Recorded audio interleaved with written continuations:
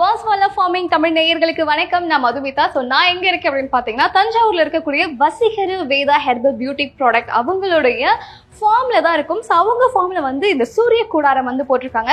So இந்த சூரிய கூடாரம் போறதுக்கு எவ்வளவு செலவாகும், அரசு சைட்ல என்ன மாதிரியான சலுகைகள் இருக்கு, அண்ட் இது போடுறோம் அப்படின்னும் போது என்ன மாதிரியான பயன்கள் நம்மளுக்கு சேருது, அண்ட் என்ன மாதிரியான பொருட்கள் நம்ம காய வைக்கலாம், இது யாருக்கெல்லாம் அப்ளிகபிள், அண்ட் அவங்க எவ்வளவு இன்வெஸ்ட் பண்ணணும் அப்படின்ற டீட்டெயில்ஸ்லாம் கேட்டு தெரிஞ்சுக்க போறோம். ஸோ வாங்க வீடியோக்குள்ள போலாம்.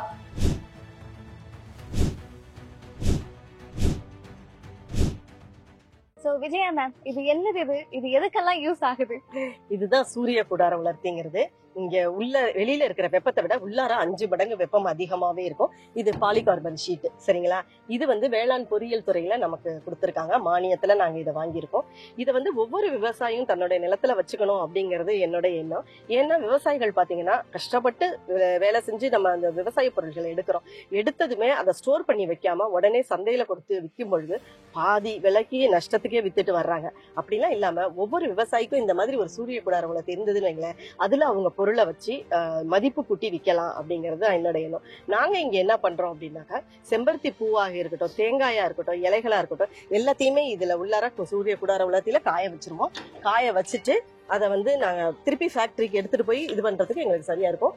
அங்க பாத்தீங்கன்னா ஓரத்துல நிறைய பூக்கள்லாம் இருக்கு.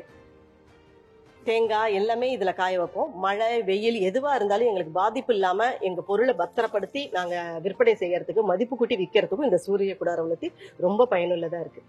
இந்த சூரிய கூடாரத்துக்கு அரசு சார்பில் ஏதாவது மானியங்கள், சப்சிடி ஏதாவது இருக்குங்களா? கண்டிப்பா இருக்குங்க. இங்க பாத்தீங்கன்னா அது தெரியும், வேளாண் பொறியியல் துறையில நம்ம போய் கேட்டோம்னா நம்மளுடைய எவ்வளவு சதுர அடி நிலம் இருக்கு அப்படிங்கறத பார்த்துட்டு இதுக்கு சூரிய கூடார உலர்த்திக்கு மொத்த தொகை 3,59,000. ஆனா அவங்க மானிய தொகையா எனக்கு 1,43,000 கொடுத்திருக்காங்க. மிச்சம் உள்ள 2 லட்சம் தான் நாங்க போட்டதா இருக்கும். அதனால மானிய தொகை சண்டிப்பா தமிழக அரசு, மத்திய அரசு எல்லாருமா சேர்ந்து நமக்கு விவசாயிகளுக்கு நிறைய மதிப்பு கூட்டி விற்கிறதுக்காக இந்த சூரிய கூடார உலர்த்தியை அமைச்சு தராங்க. அதனால தேவைப்படுபவர்கள் வேளாண் பொறியியல் துறை அணுகுனோம்னா கண்டிப்பா அவங்களுக்கும் இந்த மாதிரி ஒரு வாய்ப்பு கிடைக்கும். ஓகே.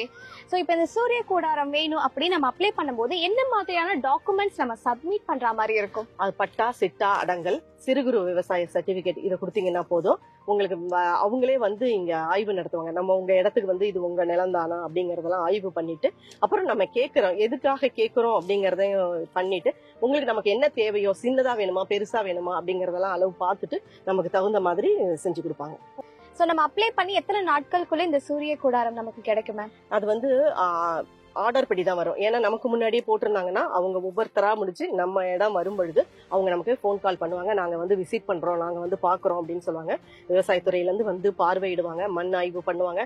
நம்ம செய்யற தொழில்கள் நம்ம சொன்னதும் சரிதானா அப்படின்னு செக் பண்ணுவாங்க. அதுக்கப்புறம் அது ப்ராசஸ் எப்படியும் ஒரு 2-3 மாசம் ஆகும். நம்ம அது வரையிலும் போய் பார்க்கணும்.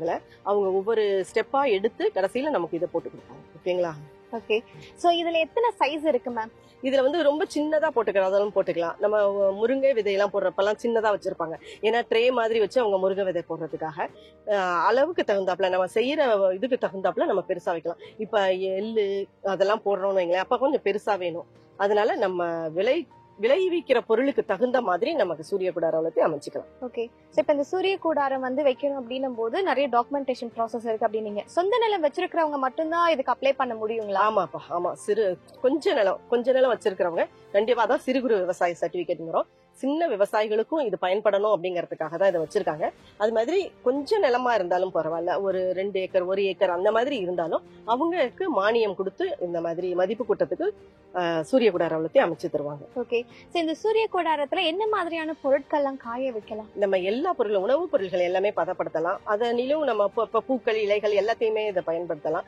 இப்ப சாதாரணமா தேங்காய்லாம் வெயில்ல காய வைக்கிறோம், திடீர்னு மழை வரும், அப்ப பூசக்காலாம் பிடிச்சிரும். அந்த மாதிரி எல்லாம் இல்லாம ஒரே சீரான டெம்பரேச்சர்ல காய வைக்கிறதுக்கு, தேங்காய் காய வைக்கிறதுக்கு இது எங்களுக்கு ரொம்ப யூஸ்ஃபுல்லா இருக்கும். ஏன்னா இங்க வச்சுட்டு காய வச்சுட்டு நம்ம போறோம், மழை வருதுன்னா திடீர்னு எடுக்க முடியாது.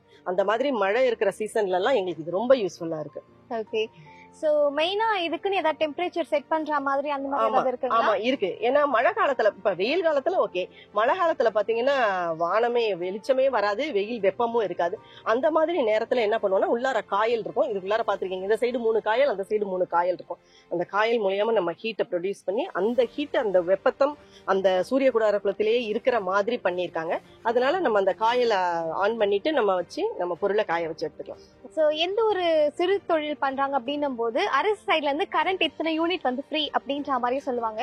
சோ இந்த சூரிய குடாரத்துக்கும் அந்த மாதிரி ஏதாவது இருக்குங்களா? இல்ல, வெறும் சூரிய குடார உலர்த்தி வைக்கும் பொழுது நமக்கு கரண்ட் அவ்வளவு ஒண்ணும் ஆகாது. ஏன்னா வெப்பத்தை வந்து வெளியில இருக்கிறத விட உள்ளார 5 மடங்கு அதிகம், அதனால கரண்ட் ஆகாது. அதனால மழை காலத்துல நம்ம காயில் போடுறோம், அதுக்கு கொஞ்சம் கரண்ட் ஆகும். ஓகே.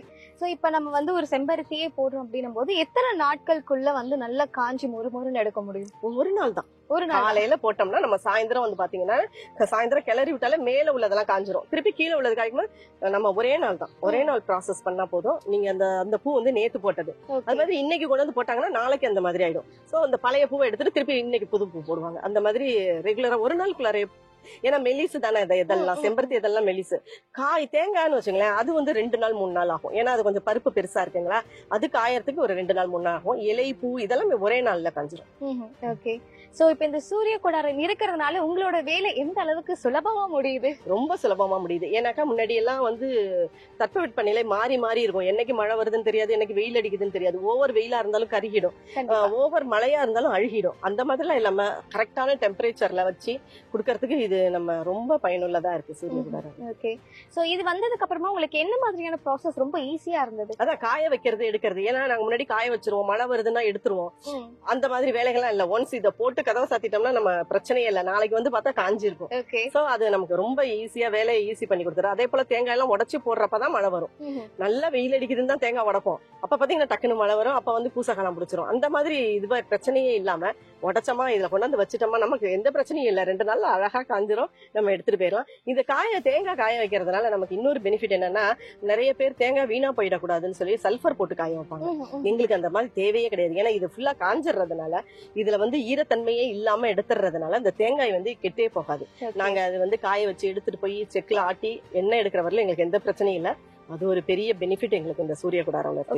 சோ உங்களோட சூரிய குடாரம் வந்து எவ்வளவு பெருசு, அண்ட் அதுல ஒரே நேரத்துல எத்தனை கிலோ தேங்காயை வந்து காய வைக்க முடியும்? அது கிலோன்னு கணக்குன்னு கிடையாது. இது வந்து ஃபுல்லாவே நம்ம செப்பரேட்டா கொஞ்சம் தேங்காய், கொஞ்சம் எள்ளு, கொஞ்சம் கடலை, அந்த மாதிரி நாங்க, ஏன்னா இது பெருசு, நீங்க பாத்தீங்களா இது பெருசு.